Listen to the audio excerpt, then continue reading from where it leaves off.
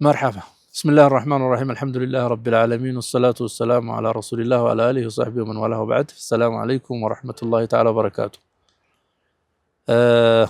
هنا منا حديث زاري منا حديث ألف حديث كاتهاجنة يلا حديث نو رحمن بتملكتنا ويزاري هونم زنة بتملكتنا مازن من يعمتال من تكمالو الله لن يمسكني ونجر من دينه يملون النجر النبي صلى الله عليه وسلم ينجرون يالوت እዝነት እንግዲህ በብዙ መልኩ ይገለጻል በብዙ መልኩን የሚገለጽ ነገር ነው ብዙ ሁኔታዎች ላይ ይታያል የመጀመሪያው እዝነት ከራሳችን ይጀምራል ሰው ለነፍሱም ራሱ ማዘን ይኖርበታል ለራሱ ነፍስያ ራሱ ለራሱ አካል ማዘን ይኖርበታል ለነፍስያው አዘነ ማለት አላሁ አዘ ወጀል ያለውን ነገር ሲፈጽም የከለከለውን ነገር ሲከለከል ከወንጀሎች ርቅ ትእዛዞችን በአግባቡ ሲፈጽም ትክክለኛ ሰው ሆነ ማለት ነው አዛኝ ሆነ ማለት ነው ለራሱ ምክንያቱም ደግሞ ምንድነው ሲቀጥል አላሁ አዘ ወጀል ያዘጋጃት ለባሮቹ ያዘጋኛት ጀነት ውስጥ እንዲገባ ራሱን ያዘጋጀ ነው በሁለተኛ ደረጃ ለሌሎች አካላቶች ያዝናል ለሌሎች አካላቶች ይጨነቃል ሰዎች ጌታቸው ጋር ባለመገናኘታቸው ወይም ደግሞ ጌታቸው የሚወደው ነገር ባለመፈጸማቸው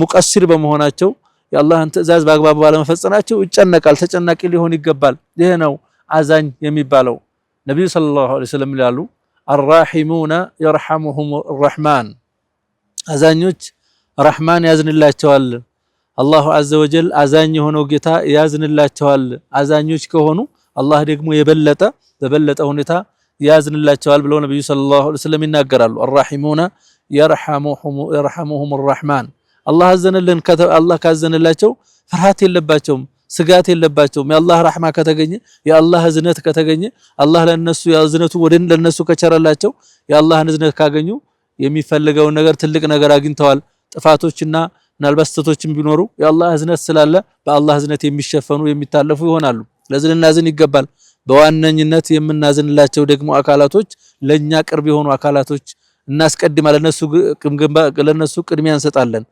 አማኞች ሲሆኑ ከዛም አልፎ ለኛ ዘመዶች ሲሆኑ ከዛም አልፎ እኛ ስር ያሉ ቅርብ ልጆቻችንና ባለቤቶቻችን ሲሆኑ ለነሱ ደግሞ የበለጠ አዛኞች ሊሆን ይገባል የነብዩን ሰለላሁ ዐለይሂ ወሰለም ባልደረቦች አላሁ አዘ ወጀል ሲገልጽ ሙሐመዱር ረሱሉላህ والذين معه اشداء على الكفار رحماء بينهم ይላል እነኛ እሱ ጋር የነበሩት ነብዩ ሰለላሁ ዐለይሂ ወሰለም ጋር የነበሩ ባልደረቦቻቸው ሰሃቦቻቸው በመካከላቸው ይተዛዘኑ ነበር ሌላኛው ለሌላኛው ያዝን ነበር ይፈቃቀሩ ነበር አንደኛው ለሌላኛው የበለጠ ያዝና ይጨነቅ ነበር በማለት ያወድሳቸዋል ረህማኡ በይነሁም ይላል በመካከላቸው የሚተዛዘኑ የሚተባበሩ የሚደጋገፉና ሌላኛው የሌላኛው ጉዳይ የሚያስጨንቃቸው አይነት ሰዎች ነበሩ ይላል ለኛ ምሳሌ ሊሆኑ የሚገቡት እነሱ ናቸው የነብዩ ሰለላሁ ዐለይሂ ወሰለም ጋር ከነብዩ ሰለላሁ ዐለይሂ ወሰለም ሐዲስ የሰሙ የነብዩ ሰለላሁ ዐለይሂ ወሰለም ተግባር በአግባብ ያዩ የነብዩ ሰለላሁ ዐለይሂ ወሰለም ስራ ሲሰሩ አብረው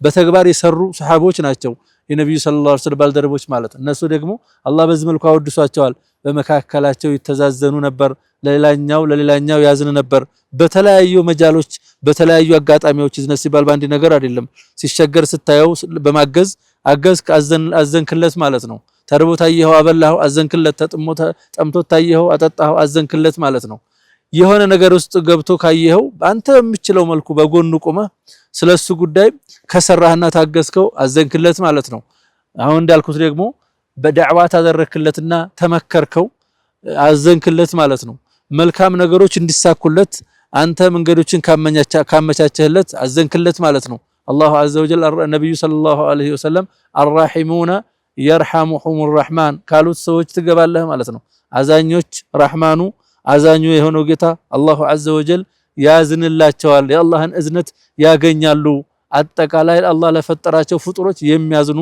ሰዎች በማለት በዚህ መልኩ ገልጸዋቸዋል ነብዩ ሰለላሁ ዐለይሂ ወሰለም ስለዚህ ሁላችንም አዛኞች ልንሆን የምንገባው እንጂ ጨካኝ ልንሆን አይገባም እኛ ምን አገባን ራሳችን ደህና ከሆን ከተስተካከል ራሳችን ዱንያ ከሳካልን ራሳችን ዲንም ከያዝን ምን አገባን ሊባል አይገባም የሌሎች ሰዎች ጉዳይ ሊያስጨንቀን ሊያሳስበን ይገባል ምክንያቱም ሙስሊም ወንድሞቻችን ሲሆኑ ደግሞ የበለጠ ልንጨነቅና ልናዝን ይገባል ነብዩ ሰለላሁ ዐለይሂ ወሰለም ይሄ ነበር ባህሪያቸው ይሄ ነበር ስነ ምግባራቸው ይጨነቁ ነበር ለተለያዩ ሰዎች ፍጡሮች ይጨነቃሉ አላህ እንዲገዙ ይጥራሉ ተጨንቀዋል ስለዛ ነው እኛ ደግሞ የነብዩ ሰለላሁ ዐለይሂ ወሰለም ኡማዎች ነን ተከታዮች ነን ያን ነገር ነው የሳቸውን ሞዴል አድርገን ልንሄድ የሚገባው።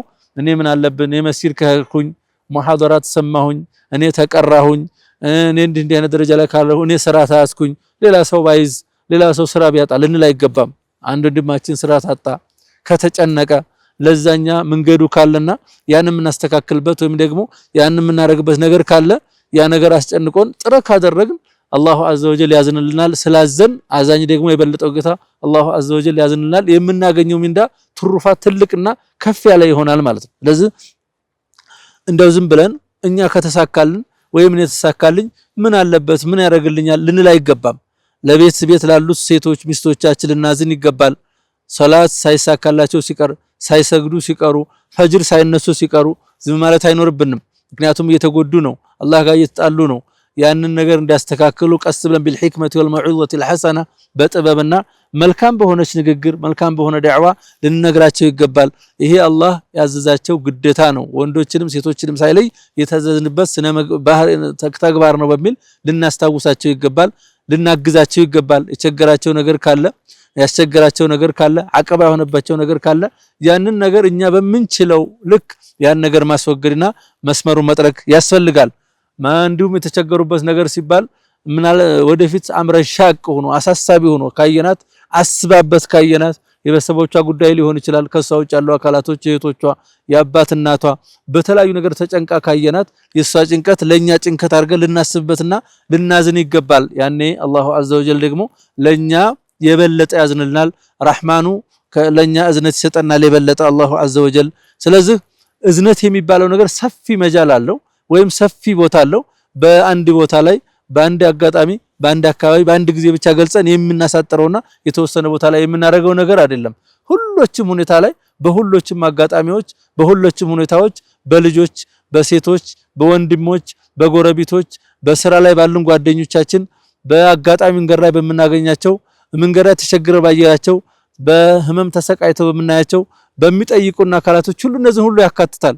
አሁን ላይ በተለይ በየአካባቢው ስነድ በየመንገዱ ስነድ የተለያዩ ነገሮች እናያለን። የአካል ጉዳተኞች ይኖራሉ፣ የታመሙ ሰዎች ያጋጥሙናል። በጣም ለማየት የሚዘገንን ህመም ላይ ያሉና ጉዳት ላይ ያሉ ሰዎች ሁሉ ሳይቀሩ የምናይበት ሁኔታ ይኖራል። ያን እንደው ዝም ብለን እንደቀላል ነገር ማለፍ ሳይሆን ልናዝን ይገባል፣ ረህማ ሊኖረን ይገባል። ቢያንስ የመርዳት የምንችልበት ነገር ካለ እዛ የምናበረክተው ነገር ካለ አበርክተን እናልፋለን።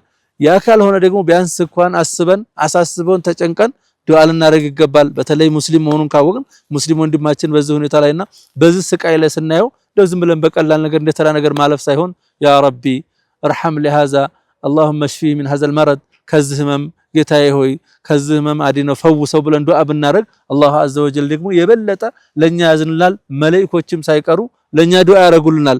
አንድ ሰው ለወንድሙ ዱዓ ሲያደርግ ነብዩ ሰለላሁ ዐለይሂ ወሰለም መላእክቶች ደግሞ ለሱ ዱዓ ያደርጉለታል ብለዋል። በተለይ የማናቀው ሰው ሲሆን ደግሞ እንዳው ምንም ባናረግለት ይወቅሰናል፣ ነገር ያደርግልናል። የማንለው ሰው ሲሆን ደግሞ የበለጠ ምንአክል አዛኝ መሆናችንን ከውስጣችን የምናስብ አካል ሰው መሆናችንን ስለሚያመለክት ወይም ደግሞ ስለሚጠቁም የምናገኘው አጅራችን ትልቅ ይሆናል። አላሁ አዘ ወጀል እንግዲህ ከሚያዝንላቸው ከሚታዘንላቸው ባሮችና ሰዎች ያድርገን። የቂያማ ቀን አላህ አዝኖላቸው ወዷቸው ማአን ነብይን ወስዲቂን ወሹሃዳ ወሳሊሂን ከሚሆኑ ሰዎች ያድርገን። አላህ አዘ ወጀል ባዘዘው ነገር ደግሞ በአግባቡ የምንቆምና የምንፈጽም የአላህ እውነተኛ ባሮች ያድርገን። የዛሬው ሙሐደራችን ወይም ዛሬው ግንኙነታችን በዚህ ይቋጫል። ኢንሻአላሁ ተዓላ የሚቀጥለው እስከምንገናኝ ድረስ አላሁ አዘ ወጀል እናንተንም እኔንም በሰማነው የምንጠቀም ያድርገን። በሰላም ያቆየን። አሰላሙ አለይኩም ወራህመቱላሂ ተዓላ ወበረካቱ።